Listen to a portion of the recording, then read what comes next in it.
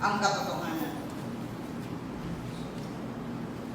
Basahin po natin ang Romans chapter 8, verse 29. Romans chapter 8, verse 29. For those whom He foreknew, He also predestined to become conformed to the image of His Son, so that He would be the firstborn among many brethren. Dalawa pong mga salita ang ating bubulay-bulayan ngayon. Truth and conform. Truth and conform. Sinasabi po dito, if you will read from verse 28 in Romans 8, and we know that God causes all things to work together for good to those who love God, to those who are called according to His purpose. Ito pong conform o tayo ay mahubog sa wangis ng Panginoon Kristo, ito ay nakatala sa Biblia upang sabihin sa atin na lahat ng bagay na nangyayari sa ating buhay, magmula na tayo tumanggap na sa Panginoon bilang sariling tagapagligtas at manunubos ng ating buhay, ay makamukha natin ang ating Panginoon. To be conformed, to be like Jesus. Yun po ang pinaka-purpose niya. But how can we be like Jesus if we do not know the truth? Marami pong tao who lives a good life. That is good. Pero iba rin po ang sinasabi ng Biblia that we live a good life in accordance to the truth. Kaya nga sabi ng Panginoon sa Kristo, ye shall know the truth, and the truth shall set you free.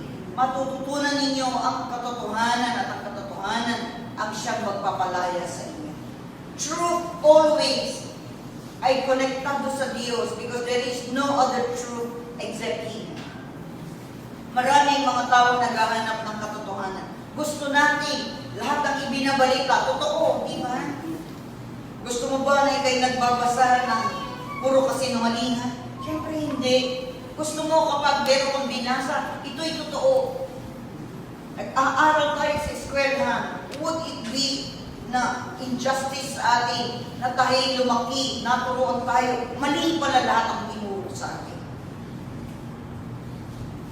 Hindi tayo matutuwa kung tayo namumuhay sa di katotohanan, pero matutuwa tayo at masisiyahan kung tayo ay namumuhay sa katotohanan.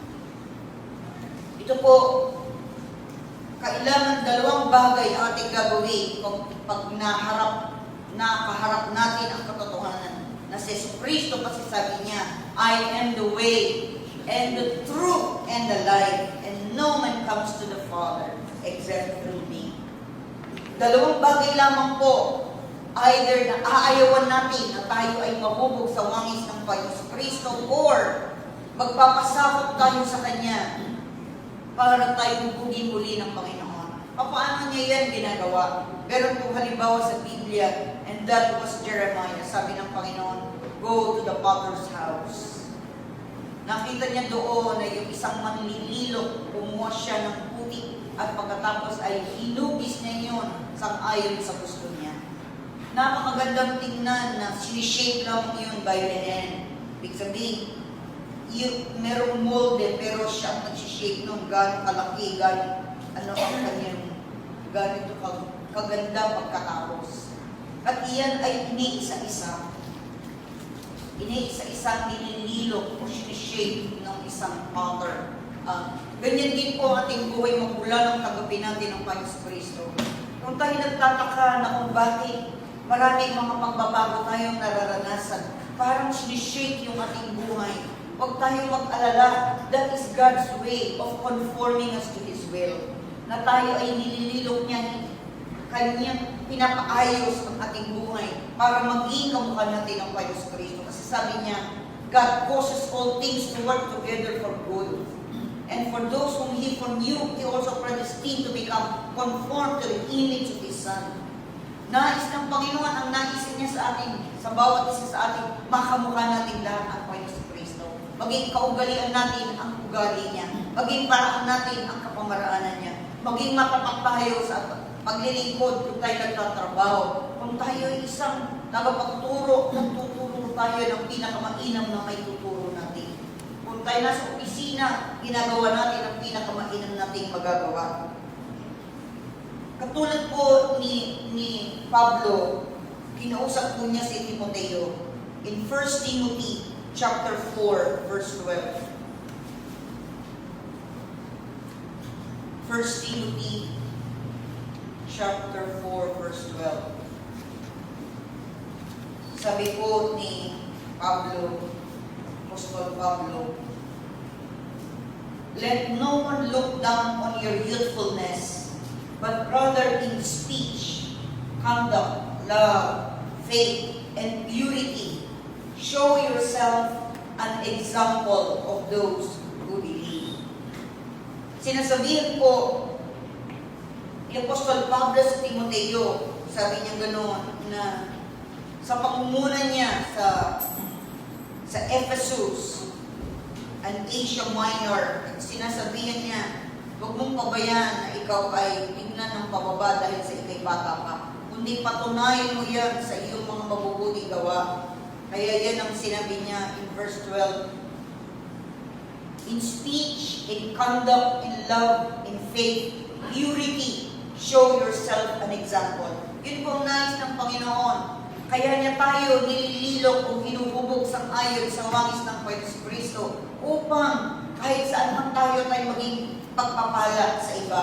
Maipakita natin sa ating mabubuting gawa, ang sa ating pagsasalita, kung paano natin ginugugol ang ating oras, ang pag-ibig na nasa atin, ang pananampalataya natin, ang kalinisan natin, ang purity.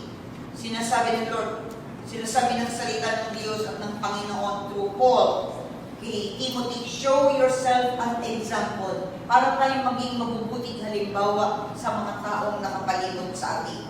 Maaari mga tao, hindi nila mababasa lahat ang sinasabi ng Biblia.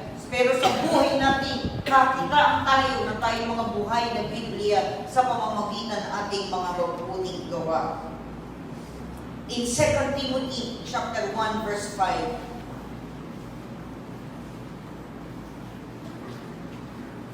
2 Timothy chapter 1 verse 5. For I am mindful of the sincere faith within you, which first dwelt in your grandmother Lois and your mother Eunice, and I am sure that it is in you as well. Kaya sinasabi niya na marami ng mga pagbabago si Timoteo sa kanyang buhay, na nagsimula pa sa kanyang sarili, mga ninuno, sa kanyang grandmother, sa kanyang lola, sa kanyang nanay, at ngayon sa kanya. Napakabuti po na sinabi ng Panginoon through the Apostle Paul na sabihin niya ng ganun si Timoteo. It means si Timoteo ay may mabubuting bagay na naging bahagi na ng kanyang pamilya. Magmula sa kanyang lola, sa kanyang nanay, at sa kanya. Generations, pinagkukunan o naging halimbawa sa kanya kung bakit niya magagawa at makapaglilingkod sa Panginoon din ng Papa. Kaya sinasabi niya, kung ang iyong lola ay may pananampalataya sa Diyos, ang iyong nanay ay may pananampalataya sa Diyos, at ikaw na ngayon ang nandiyan, parang sinasabi niya sa kanya, pausbungin mo pa yan, palaguin mo pa yan, sapagkat meron kang mga naging pakinabang sa pamamagitan ng buhay ng iyong mga mahal sa buhay. Hindi lamang naalam ni Timoteo ang katotohanan, kundi ang kapangyarihan ng katotohanan iyan ay nagpabago ng kanyang buhay. Kung kaya ang kanyang buhay ay naging mabuting halimbawa ng tunay na makadiyos sa pamamagitan ng mga salita.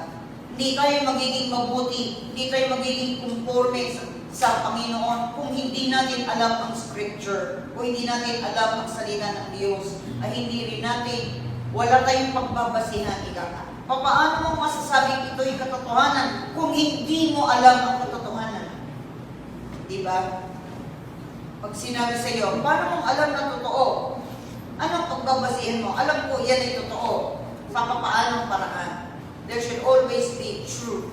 Ang katotohanan, it means it does not change, hindi nagbabago. Ang katotohanan nasa Diyos at ang mga salita niya, even if thousands and thousands of years will pass by, the truth will always remain, for the Word of God is truth.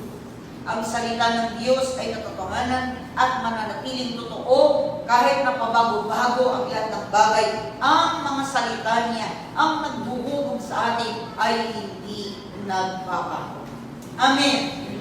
Meron tayong angkla, meron tayong pinanghahawakan. Bakit alam natin ito'y totoo? Sapagkat mayroong nagsasalita ng katotohanan. Ang Diyos ay totoo at hindi siya magsisinungaling. Amen. Salamat. Sabi nga niya, God is not a man that he should lie. Parang alam na natin, baliktaran mo, ang tao ay madalas magsinungaling. Pero ang Diyos, hindi siya nagsisinungaling. Amen. Marami rin po ang gumagamit sa salita ng Diyos. Pero binabaluktot nila ang ibig sabihin ito. Marami nang nagsasabing sila na rin ang Diyos at sila'y pinatnubayan at sila na ngayon ang physical representative niya dito sa lupa.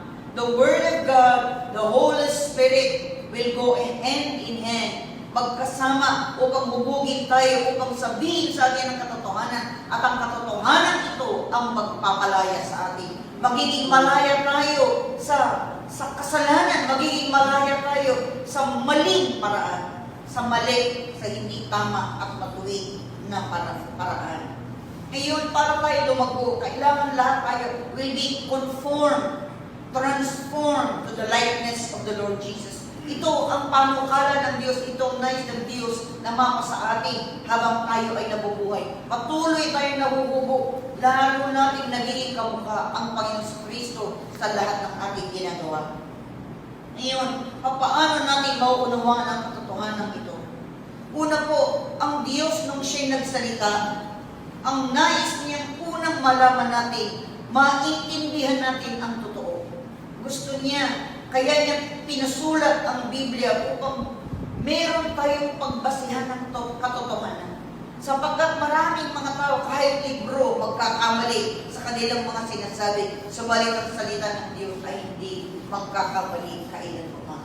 In fact, sabi niya, heaven and earth shall pass away, but my words will never pass away. Yun po isang katotohanan, mapaninindigan natin. Pagbago tayo, tumanda tayo, anuman ang ating maging kalagayan, pero ang katotohanan, sinabi ng Diyos, ay mananatili kailanman. Ang salita ng Diyos, hindi niya ibinigay sa atin to entertain us, para encourage lang niya tayo. It is also to correct us, ayusin tayo. Hubugin tayo sa wangis ng Panginoon. Sometimes it hurts kapag siya ay nagtutuwid sa atin. Pero hayaan lang po natin ang Panginoon. He has a purpose for everything. Mayroong ibig sabihin ng Diyos sa lahat ng bagay na nangyayari sa ating mga buhay.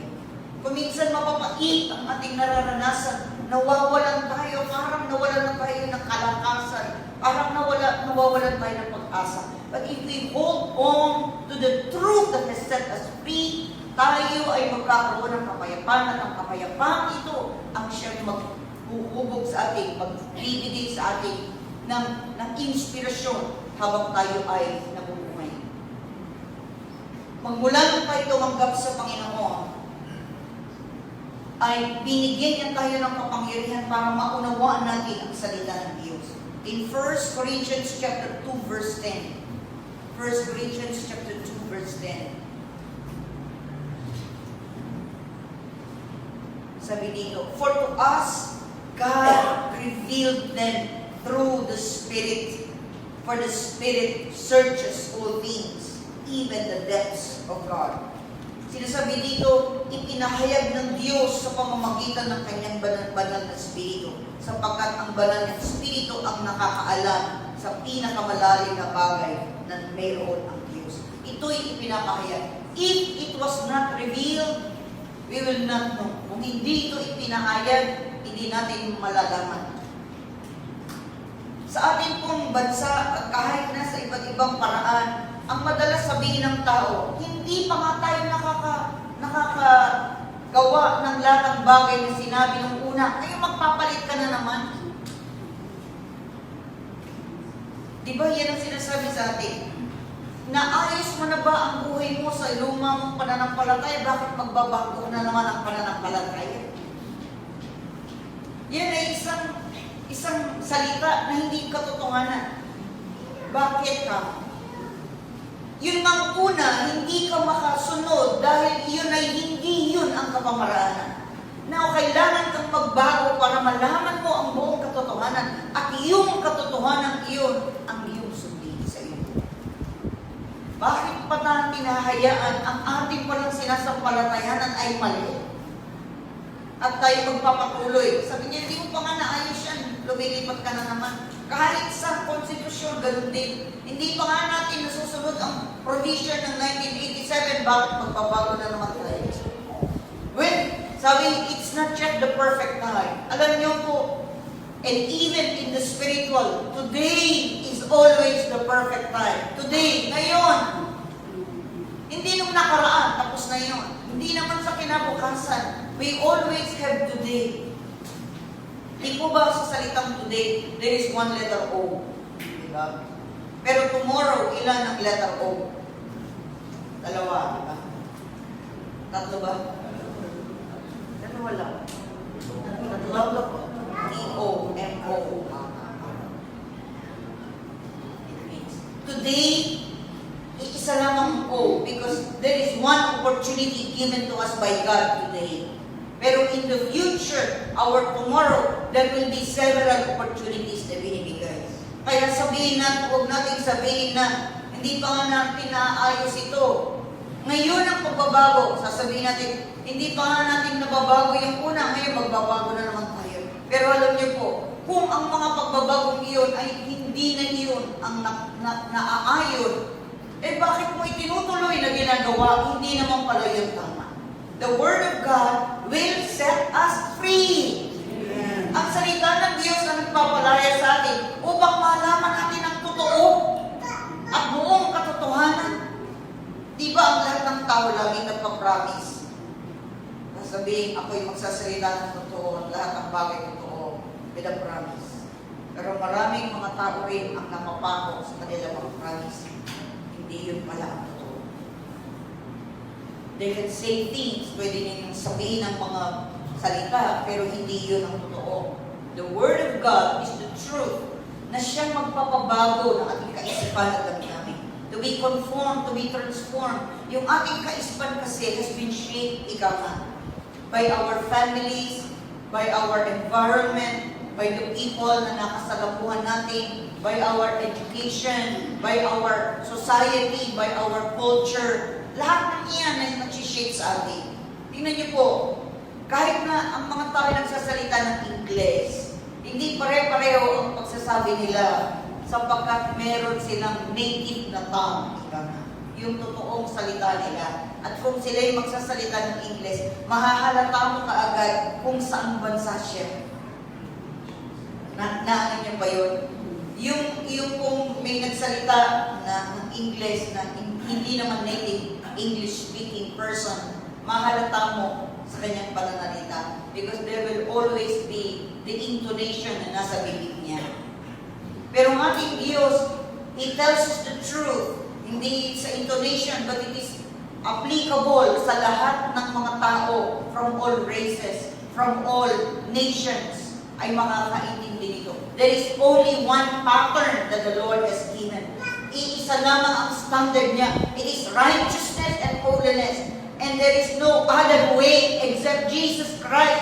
Yan ang totoo. Amen. Yan ang katotohanan. Hindi tayo mapapalaya ni naman. Because there is no other one who has given His life for our sake except the Lord Jesus Christ. Yan ang totoo. Amen.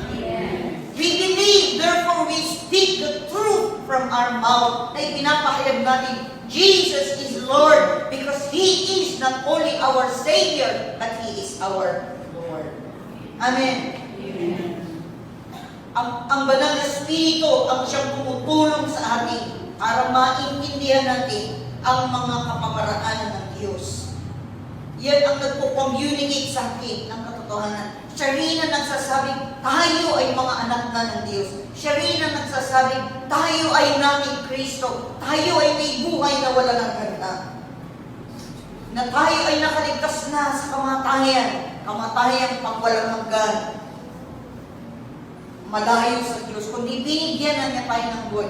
These are basic truths na kailangan na makukunan ng lahat ng tao so that they will know Him who is the truth, and this truth shall set them free. Ang pangunahing pinapaalam sa atin ng Panginoon, kaya siya nagsasabi ng totoo, sapagkat sinasabi niya ng katotohanan kung sino siya. Who is He? Di ba nung minsan tinanong ng Panginoon, who do you think people say I am? Di ba ang dami-daming nagsalita?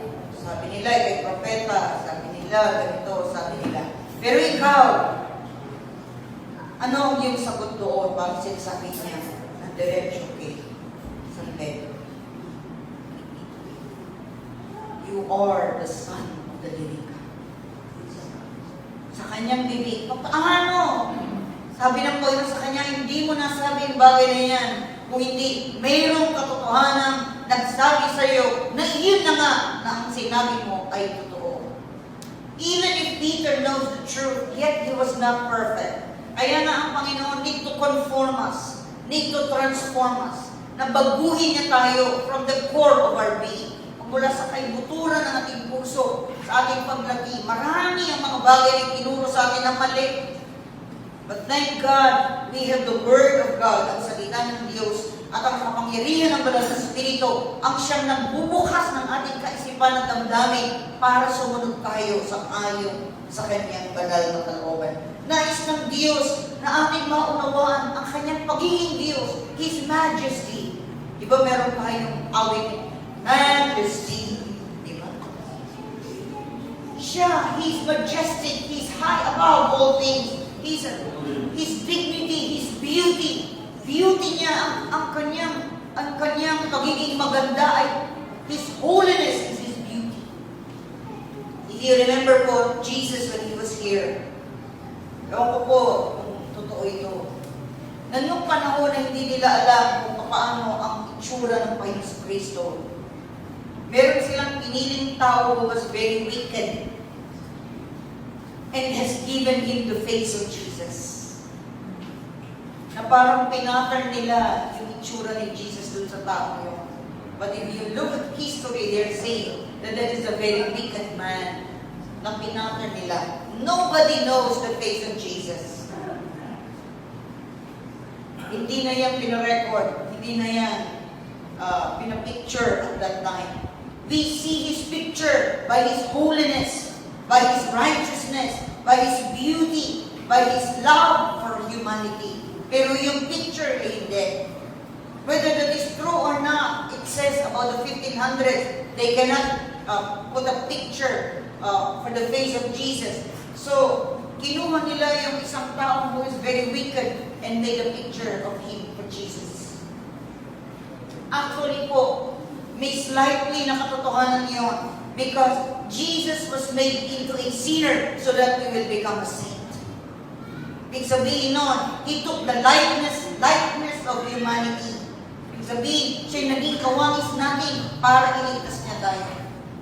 So, in somehow, merong katotohanan niyon na pinattern nila ang itsura ng Panginoon sa pamamagitan ng wicked person. So, do not look at any picture of Jesus and say, that is Jesus, that is not. Amen.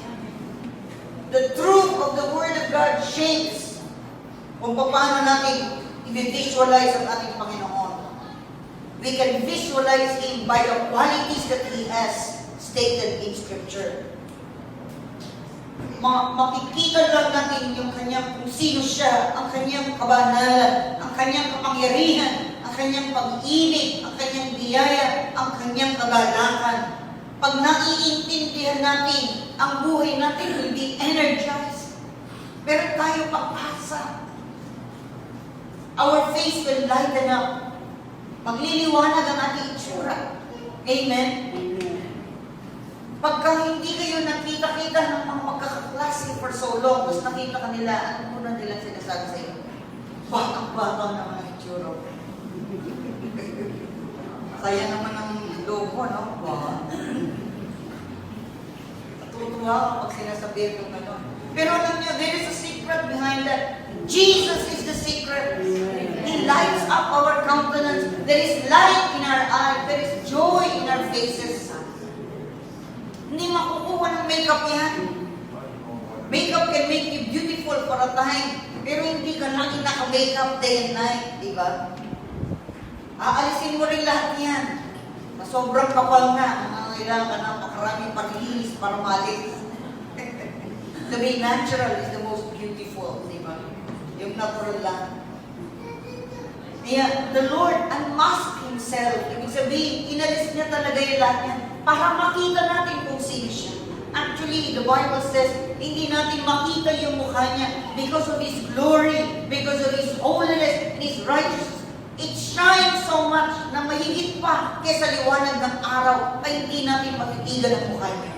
Pero masasalabi natin kung sino siya sapagkat yan ang ipinapahayag ng Biblia. Ang sinasabi ng katotohanan ng Biblia ay kung sino ang Diyos at anong itsura ng Diyos. Narito na sa kanyang salita. He will always tell something truthful, mga salitang makatotohanan patungkol sa kanyang sarili. Ipinapakilala niya.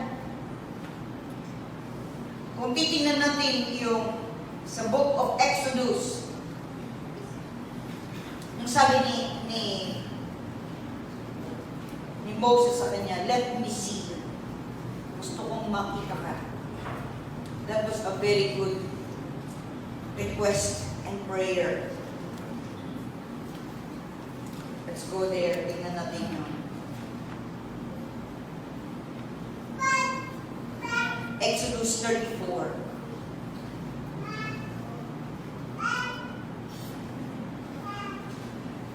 Verse 5. The Lord descended in the cloud and stood there with him as he called upon the name of the Lord. Then the Lord passed by in front of him and proclaimed, the Lord God, compassionate and gracious, slow to anger and abounding in loving kindness and truth, who keeps loving kindness for thousands, who forgives iniquity, transgression, and sin, yet He will by no means leave the guilty unpunished, visiting the iniquity of the fathers on the children and on the grandchildren to the third and fourth generation.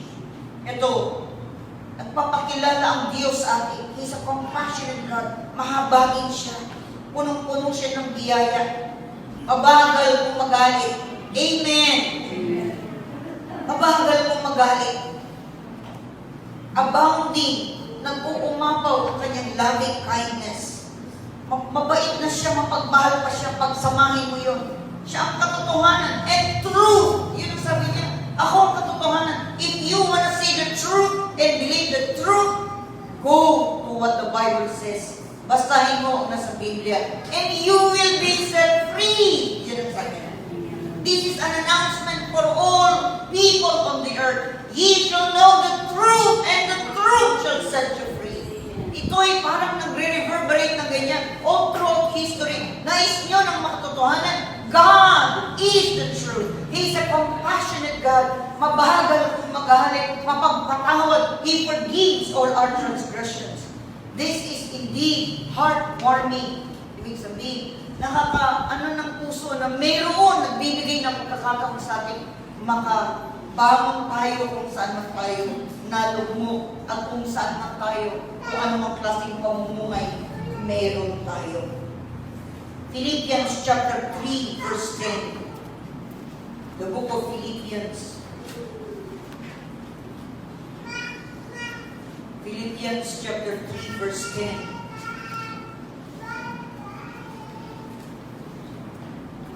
That I may know Him and the power of His resurrection and the fellowship of His sufferings, being conformed to His death. Ang nagsasalita ko ay si Pablo. Sinasabi niya sa mga taga-Filipos na makilala ko siya ang kapangyarihan ng kanyang pagkabuhay na muli. Ang sinasabi, the power of His resurrection is the Holy Spirit, that I may know Him. Yun ang sabi niya. And the power of His resurrection and the fellowship of His suffering, being conformed to His death. Wow, ito yung ultimate. Conform to His death. Ninyo po, kailangan tayo lang ang nangamatay na lahat. From where? Nangamatay na tayong lahat sa kasalanan. We already died to sin. And we no longer live for ourselves. We live for the Lord Jesus. Ito ang isang another talata na sinasabi ni Pablo sa atin. Tapos sabi niya, even in verse 9, and may be found in Him, not having a righteousness of my own, derived from the law, but that which is through faith in Christ, the righteousness which comes from God, and on the basis of faith. Kahit si Pablo had an encounter with the true and living God. Nakilala niya, he was persecuting Jesus. He was running against the Christians para sila ay kulong o sila ay pumatay. Iniisip niya, ipinagtatanggol niya ang para sa Diyos. So bakit siya'y nagkakamali? Sa akala niyang totoo, siya pala'y nagkakamali. And so Jesus has to confront him with the truth of himself para magkaroon ng pagbabago ang kanyang kaisipan. May all people on earth be like Paul, to have a divine encounter for the truth that will set them free. At magmula ng sabi ni Pablo, ang lahat na pala ng aking kaalaman ay binabasura ko na ngayon. Binabasura ko na, that I may live for the truth that is in Christ Jesus. Kaya sinasabihin niya tayo, ang katotohanan ay ipinapahayag sa atin upang matutunan natin sino ang Diyos. The truth about Himself, ang katotohanan kung sino ang Diyos, ipinakilala na niya sa pamamagitan ng pakikinig natin at sa pamamagitan ng pagbabasa natin ng Biblia. Maraming tao ayaw magbasa ng Biblia, natatakot daw sila. You should not fear, but hope for the best sapagkat magpapakilala sa iyo ang Panginoon sa Kristo sa pamamagitan ng katotohanan isinulat para sa ating lahat. Pagkatapos nun, the truth about ourselves. Ang katotohanan patungkol sa ating sarili. Masasalamin din natin sa salita ng Diyos kung sino tayo, ano ba ang ating ginagawa. Dito natin makikita na may plano ang Diyos para sa lahat ng tao. God has a plan. And one day, pag tayo nandun na sa buhay na walang hanggan, there, the plan will be unfolded before our eyes. Ngayon, we have to live by faith, things that we do not see, but yet believe that they are true. Pero darating din ang panahon, God will open up His whole heavens and show us the beauty of His plan throughout eternity. Ang ating buhay ay hindi lang pansamantala. Tama, dito sa lupa pansamantala. Pero ang buhay natin ay pangwalang hanggan. It is for all eternity. Gustong ipasabihin sa atin ng Diyos sa pamamagitan ng salita niya kung ano ang posisyon natin. Ngayon tayo na kay Kristo. We are seated with Christ Jesus in the heavenly places. Tayo ay nakaupong kasama na niya. Tayo ay tinatawag niyang mga kaibigan. Amen. Di ba inaawit natin yun? I am a friend of God. Are we? Is He our friend? Is He our best friend? Kung naghahanap tayo ng friend, He is the best friend. 24 hours a day, hindi kanya iiwanan. Amen. Any time of the day, any need, dahil ka lang sa kanya. Anong dadahil natin? 333 ang dadahil natin, di ba? Call on me and I will answer you and I will show you great and mighty things thou knowest not. Matagal nang online ang Panginoon. All the time online. Amen. May mga panahon, kung kailan mahalaga na naka-online ka, wala namang, hindi naka-online, may nasira, kailangan pupunhin. Diba? Pero salamat ang Diyos online all the time. At hindi rin kailangan magbayad ng buwan-buwan. Dito, no? Parang meron kong wifi all the time, nagbabayad ka. But with God, libre! Call on me in the day of trouble, I will deliver you, and you will glorify me. Yan ang mga katotohanan nais nating malaman na sinasabi ng Diyos sa atin, tumawag ka, nandun ako. Hindi ako tutulog-tulog na Diyos. Amen. He neither slumbers nor sleeps. Di siya natutulog. Di siya namamahinga. He is always awake. Sabi niya, ang mga mata niya, all tumitingin all throughout the world at tinutulungan niya lahat na nagpapatulong sa kanya. So if you don't ask help, yan din ang katotohanan na sa Biblia, hindi ka niya matutulungan kung hindi ka nagpapatulong. But if you want a closer relationship with God, call on Him. Tawagan mo siya and He will be there. Ang katotohanan patungkol sa Kanya nakasulat sa Biblia. Ang katotohanan patungkol sa atin na kailangan natin malaman, nakasulat din sa Biblia. God is a God who forgives. Mayroong pagkakataong mabago ang ating buhay. Mayroong pagkakataong mabura ang lahat nating kasalanan. Wala nang record. Yan ang sinasabi ng salita ng Diyos. He forgives all our sins. Amen. Lahat. Huwag na tayong magtago. We should be honest before God and tell Him kung meron tayong nagawa.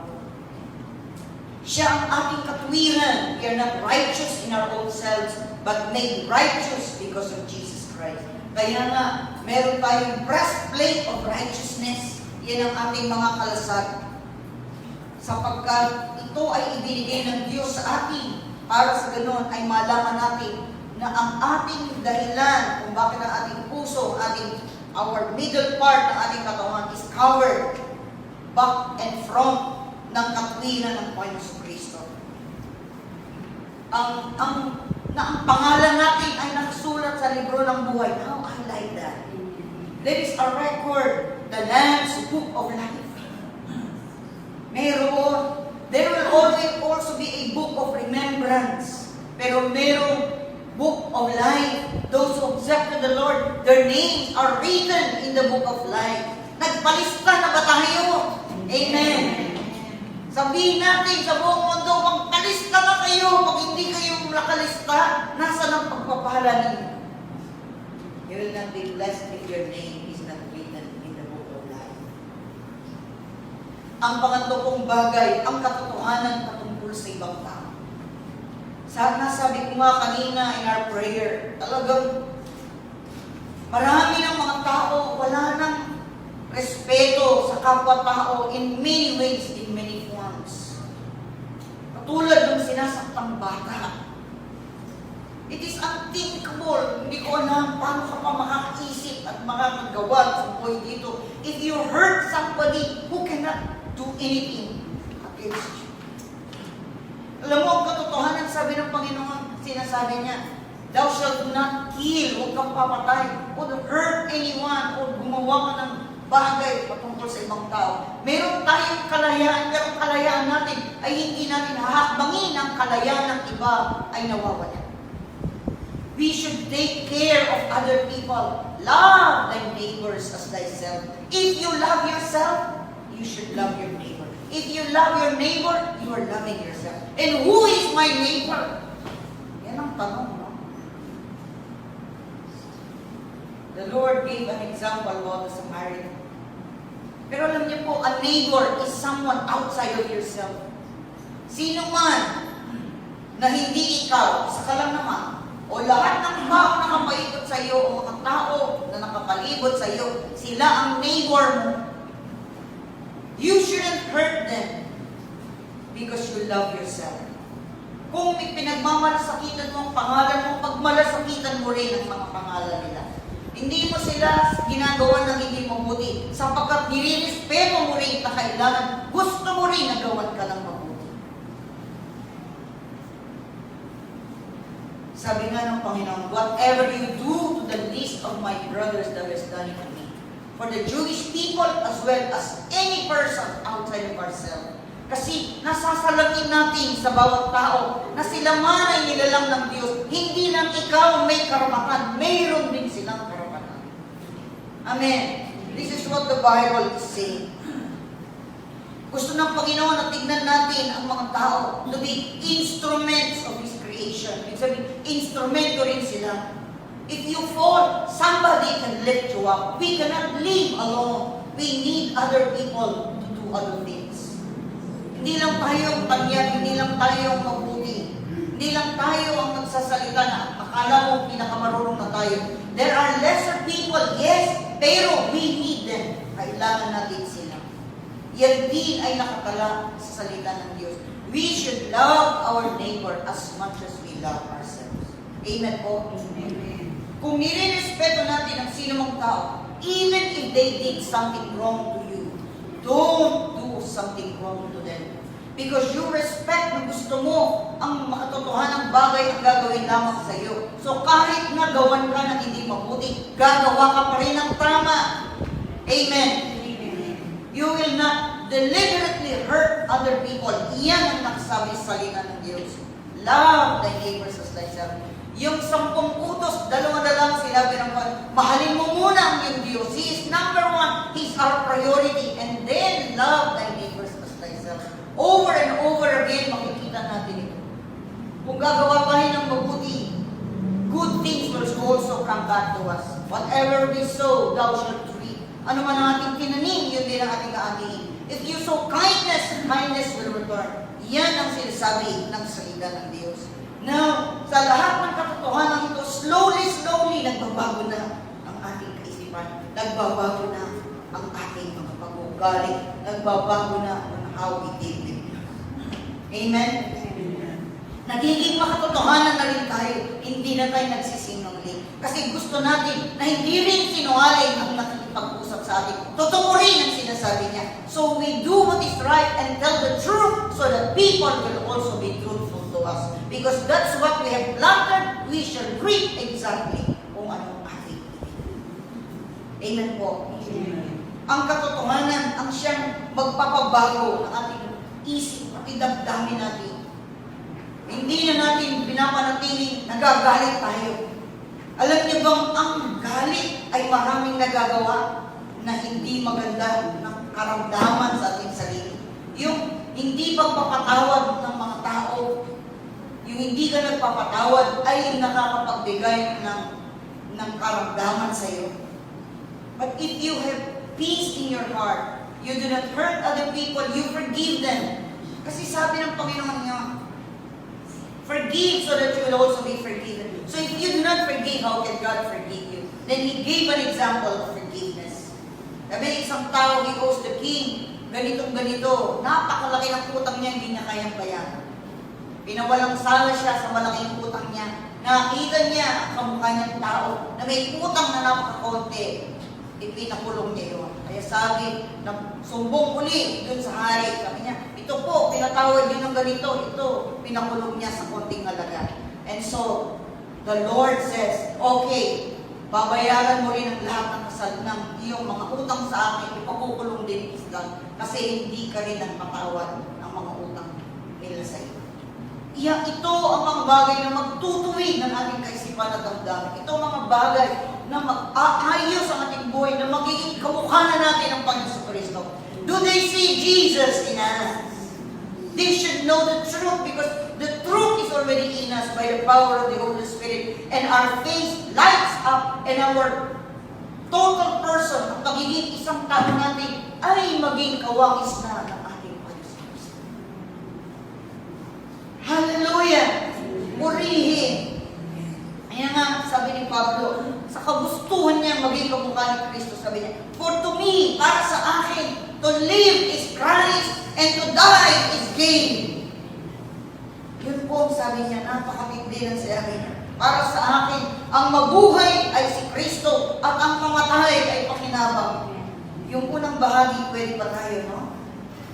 Pero yung pangalawang bahagi, mukhang ayaw din natin masasabi. Di ba na? For me, to live is Christ. Okay. And to die is gain. Not okay. Ayaw pa natin mamatay. Pero alam niyo po, the Apostle Paul has testified to his life. Pinatunayan niya sa kanyang buhay na tunay niyang nakilala ang katotohanan ito na nagpalaya sa kanya sa lahat ng kaalaman niya patungkol sa Diyos, patungkol sa kanyang sarili, at patungkol sa kanyang mga kapitbahay o mga tao outside of himself. And he was set free and he became an example for all of us hanggang ngayon sa ating buhay. Amen. Amen. The question is, are we conformed to the likeness of the Lord. By knowing the truth and having the truth in our life, have we been transformed and conformed to the likeness of the Lord Jesus Christ. Tayo po ay umupo at manalangin.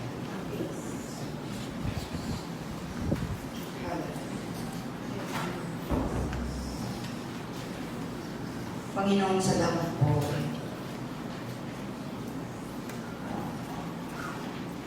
Help us to be conformed to the truth, for the truth is already in us. Ang katotohanan patungkol sa Diyos. Salamat ang paghikain mo sa amin lahat ay maging kamukha namin ang ating Panginoon sa Kristo. Pero hindi namin siya makakamukha kung hindi namin alam ang totoo. Pero nang pakilala ka rin na ikaw ang katotohanan. Ikaw ang daan, ang katotohanan. Amin pong panalangin na patuloy kami ng aming buhay ay nakatalaga sa iyo para maging kawangis sa lahat. Tulungan mo po kami maintindihan kung sino. Tulungan mo rin kami sa aming pakikinig, pati na sa ibang tao. Ma-distinguish namin kung alin ang totoo sa mga sinasabi. We can only know if we read the Word of God, kung nagbabasa kami ng salita ng Diyos. Ang katotohanan sa salita ng Diyos ang magpapalaya sa amin. Ang katotohanan at si Kristo ang mga nasusulat sa iyong Biblia, sa Holy Scripture, ang siyang nagsasabi sa amin ng katotohanan. Kaya ito rin ang magiging basihan namin ng lahat ng panuntunan sa aming buhay. Lord, salamat, ipinahayag mo ang totoo. Ayaw mo na nabubuhay kami dito na umakapakapa lamang sa dilim. Hindi namin alam ang totoo. Salamat, Panginoon. You have captured our minds and our hearts, Lord. Na kami ay parang na-magnet sa aming Panginoon sa Kristo. Na siya namang totoo. Aming naranasan ang gayud na lamang pag-ibig mo sa bawat isa. Binigay mo ang iyong buong naanan sa amin. Upang kami upang maipatawad ang lahat ng aming kasalanan. Na hindi na kami mabuhay sa kalikuan, sa di katotohanan, kundi mamumuhay kami sa katotohanan, sapagkat ikaw ang Diyos na totoo, kaya ang buhay namin ay magiging patotoo. Salamat, ang lahat ng katotohanan matungkol sa iyo ay tinusulat mo na. The truth about yourself, O our Lord God. Ang katotohanan din katungkol sa aming sarili na kami ay hindi pwedeng magmaaman, na kaming kasalanan, na nangangailangan ng kaligtasan. Pero salamat na malaya kami doon at kami ay humingi ng kapatawaran sa iyo at tinanggap ka namin, Panginoong Jesus, bilang Panginoon at tagapagligtas ng aming buhay. At dahil dito, nagkaroon kami ng bagong pananaw sa lahat ng bagay. May pag-asa sa aming kinabukasan sapagkat ipinangako mo, for I know the plans that I have for you, plans to prosper you and not to harm you, plans to give you a hope and a future. Salamat, Panginoon, pinaalam mo sa amin, may plano ka. There is a good plan, Lord, not to hurt us, but to bless us. And so that we may know that you are the living God. Buhay ka, hindi ka patay, hindi ka binililo, wala kang kawangis na magagawa ng ating kamay.